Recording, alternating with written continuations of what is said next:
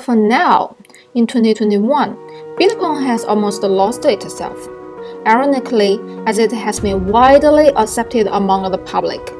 Technically, its blockchain essence has not changed, but practically its financial operations in the real world have betrayed its technological designs to the opposite. The very obvious trend is organizational centralization, including breakages, big business giants, and central governments. Let's check them out one by one. Breakages. Since not everyone is technically able to use and trade Bitcoin by coding, in order to narrow technical trading gap in the real world, a business platform appears. Brokerages.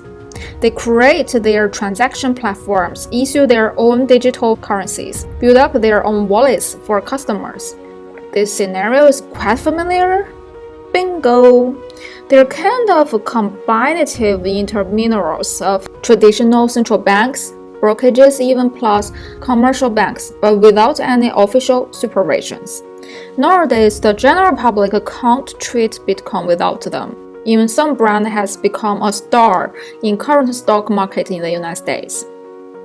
Hype waves of Bitcoin at large result from nothing but these breakages, who make a lot of money from dynamics of Bitcoin price and aim to organize more individuals to make more.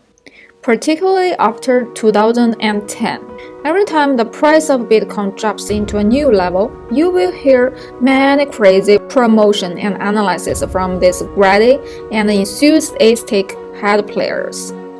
Clearly, the main reason for its existence is as news centers, which betray Bitcoin's decentralization property, is the technological business development demands. To geeks, hacks, or any IT nerds, using peer-to-peer transactions in back-end by coding is not a big deal. Whereas for original users, the easier to use, the more popular to use.